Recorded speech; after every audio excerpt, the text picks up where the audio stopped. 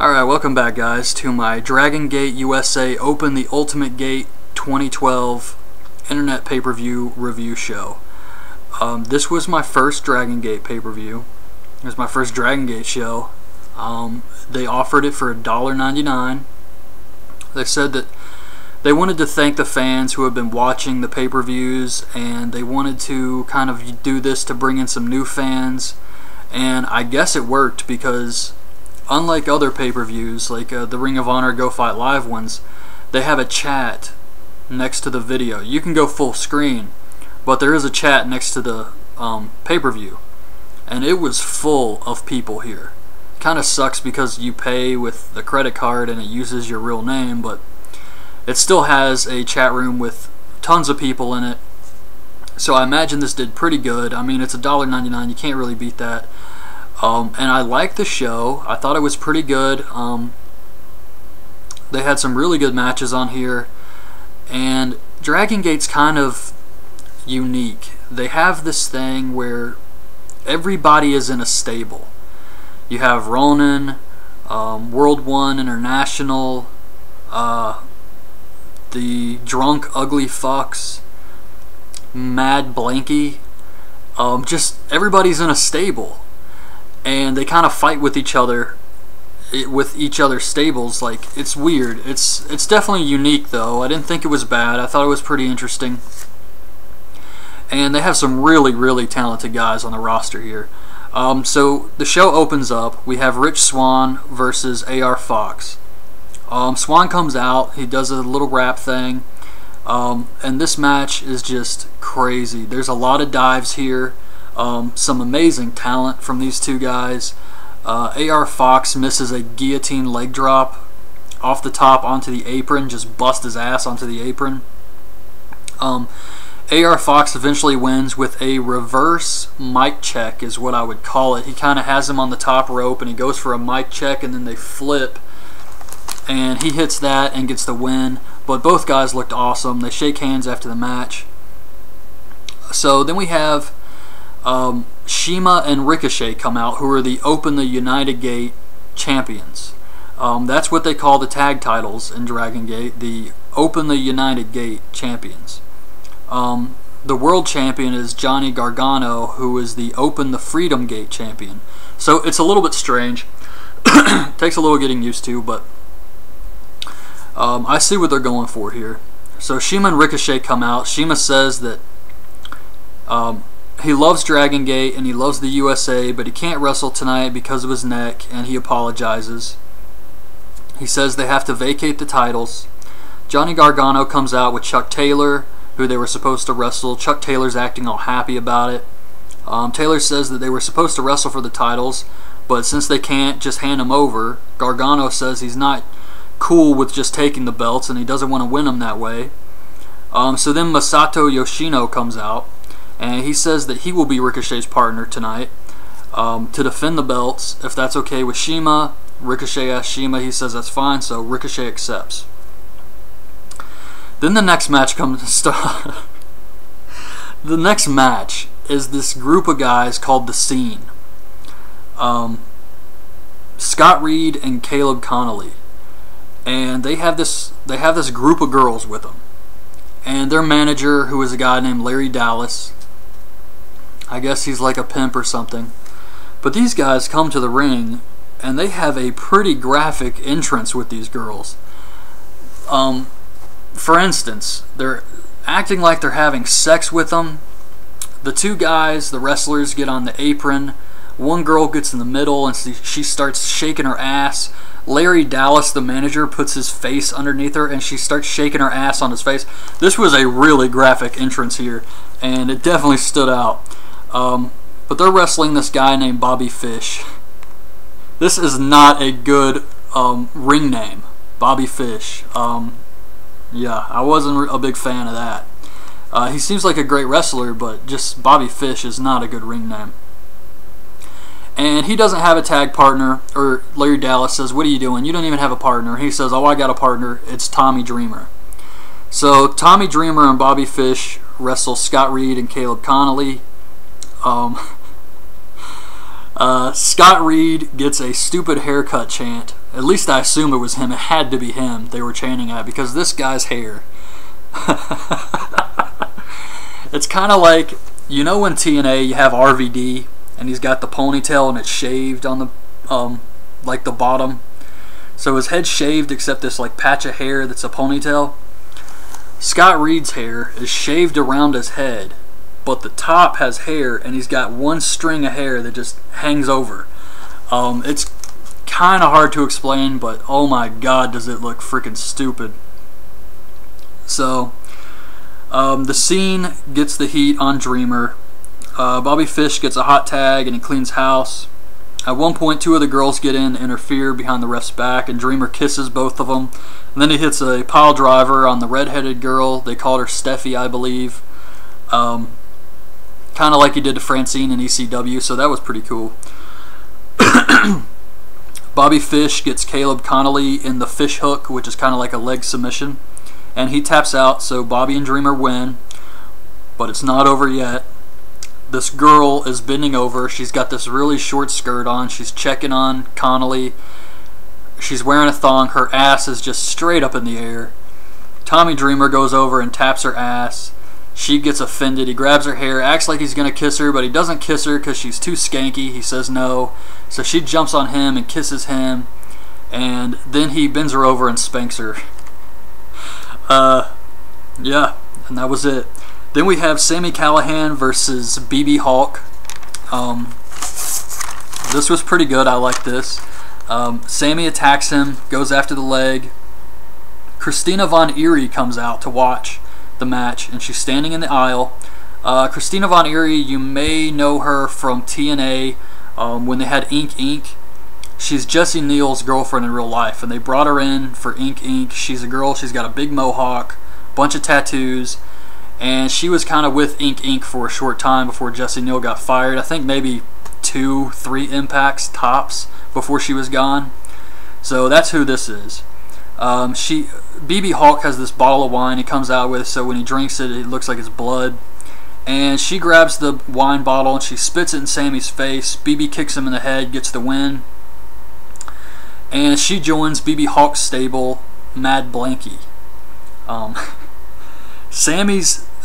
I know Sami Callihan because I have seen a lot of CZW, and Sami Callihan's hair is going to eventually look like Macho Man Randy Savage's hair, where he has that fried look. I don't know what he does to his hair. I know he probably puts a lot of hairspray in it, but man, it's definitely reaching Macho Man levels of fried hair here. But after the match, he grabs a mic and he says that he should have never trusted a woman, and he's not mad because he doesn't really care. He's too busy thinking about Sabu tomorrow. That's what he really cares about, and how he's going to destroy Sabu. All of a sudden the lights go out and Sabu's in the ring.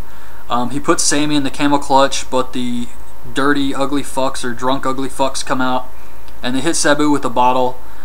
Then Sabu's friends come out and they all start fighting around, and then the next match starts. Sami leaves, AR Fox leaves, and then it's just the guys in the match, which is Eric Cannon and Pinky Sanchez, the sexual spider monkey, versus Sabu and John Davis. Street fight rules, of course. Sabu's in the match. Definitely going to be street fight rules. I thought this was okay. Eric Cannon is a pretty good worker, I have to say. This guy impressed me here. Sabu goes after him with a goes after Eric Cannon with a spike, and he gets busted open. Sabu tosses the spike into the crowd. Sabu hits a leg drop on the Cannon through a table, and then Davis hits this spinning power bomb where he's got the guy up and spins him around and slams him. He hits that on Pinky for the win.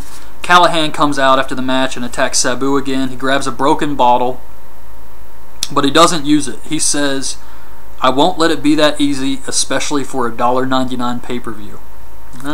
Whatever. So we have Masaka Mochizuki versus Akira Tozawa. Tozawa comes out with BB Hulk and Von Eerie. He's the leader of the Mad Blanky stable. This was probably the best match of the night. These two guys, it was awesome. This was amazing. It starts off slow though. Tozawa, when he's walking to the ring, I noticed he takes this kid's hat in the crowd and just tosses it into the audience.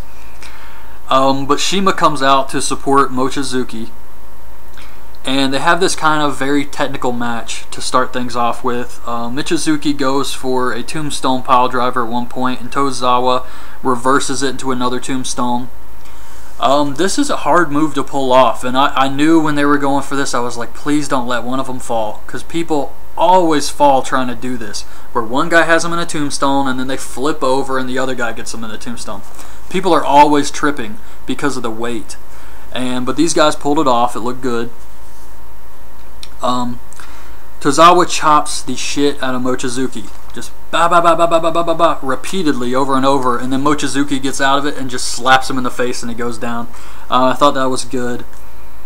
And Mochizuki just kicks the shit out of this poor guy, but he still kicks out.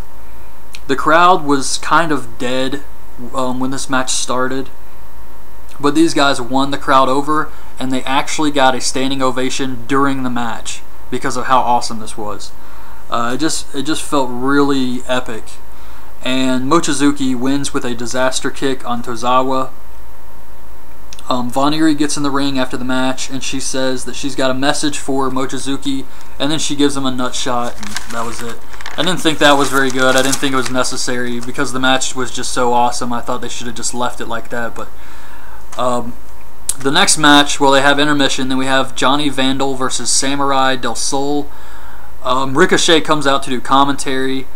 This was okay. It was kind of just a filler match, but Samurai wins with a reverse Hurricane Rana. And then we have Loki versus Pac. I've heard great things about Pac, and this guy is in great shape. I mean, it's crazy, and the stuff he does off the top rope, this guy is really good. Eric Cannon comes out to do commentary on this match and the last match. It starts off very technical. It was kind of slow paced. One spot, Pac hits this.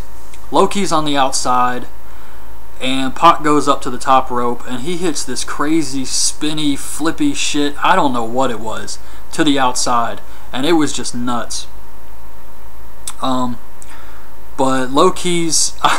one funny part here on commentary, Loki's mouth guard comes out, and Eric Cannon says, Terry Funk never wore no damn mouth guard, which is referencing the Briscoes promo on... I can't remember who they were talking about. Kyle O'Reilly, Dave Richards, one of them. And Lenny, the other guy in commentary, says, I think I heard that somewhere. And Eric says, dim guys, instead of dim boys. And Lenny says, wasn't that a weatherman or something? Referencing the Briscoes' latest promo where Mark Briscoe is doing the weather. I just thought that was funny.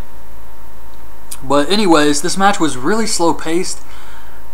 I can't say I really liked this one. I was really looking forward to it. It's one of the reasons I bought the pay-per-view, besides it was only $1.99. But it's hard to explain. It was just too slow-paced, and it couldn't live up to the expectations, I think. Loki eventually wins with a double stomp off the top. After the match, Loki says Pac is incredible, says he wants to do that again, and they shake hands. Loki says he wants a new championship in Evolve for the top guys, and he's willing to throw his name in there to go after it. Yeah, like I said, I don't know, something about this didn't really click with me very well. But both guys are tremendous athletes. I think once they fill each other out some more and maybe do this again, it could be a lot better. But this first time, I just didn't think was very good. And to be honest, I'm not a big Loki fan to begin with. Kaval, Senshi, whatever you want to call him. I just don't really like the guy. I know a lot of people do, but I think it's kind of messed up that he goes in there and actually tries to hurt people. I think that's completely fucked up in wrestling. They recently did an Evolve show, and I don't know if you have seen the footage, but I'm sure it's all over the internet, because they were promoting this like it was something good. He goes in the ring to wrestle this guy, and the first thing he does is a spinning kick to the dude's fucking face, and he knocks the guy out. The guy is unconscious after this, and he just works this strong wannabe MMA type style, and he goes overboard with it, and I don't like that. And I think it's really messed up. He goes out there to try and hurt people, and I also know that he complains about doing jobs, and he's kind of his biggest fan, and it just pisses me off. I mean, he was fired from every company he's been in because of he's got this attitude about him, where he wants to win every match and he thinks he's the best. And I don't know, DragonGate's kind of his last stop here. He's been fired from every other company, so DragonGate's kind of his last place to be. And hopefully he has a different attitude, but he won the match tonight. But I think eventually they're going to want him to job. He's going to get pissed about it, and then DragonGate's just going to fire him like everybody else does. But anyways, that's kind of like a small rant on Loki. So then we have the main event, the United Gate tag titles, which is Ricochet and Masato Yoshino versus Johnny Gargano and Chuck Taylor, with Yoshino filling in for Shima. One thing I didn't really like about this match, and the match was good. They hit a ton of high spots here. It turned into a really good match. But Chuck Taylor, he acts really goofy. Like, joking around during the match and just not really being serious.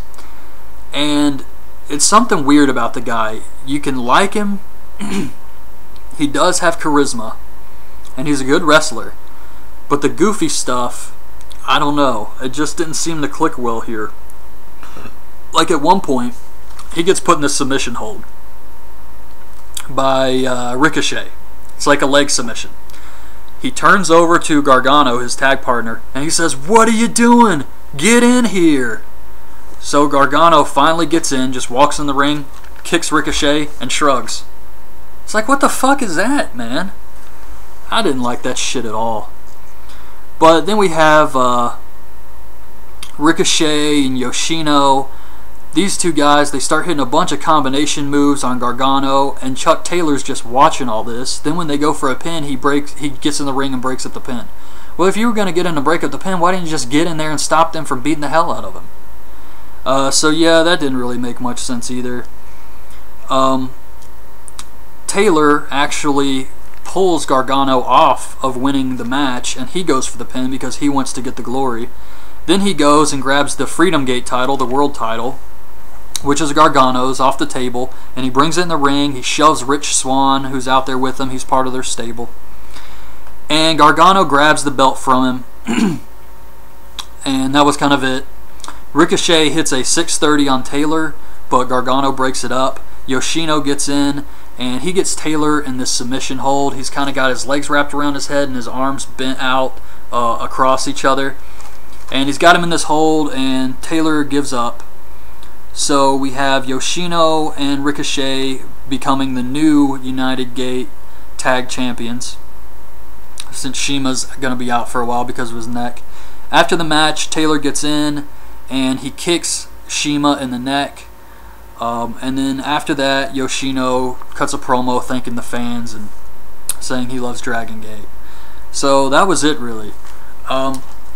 I don't want to come across as a DragonGate hater at all, because I did like the show. It was a great deal, and it made me want to watch future DragonGate shows.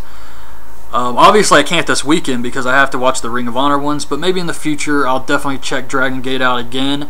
I liked what I saw. I think the stable thing is cool.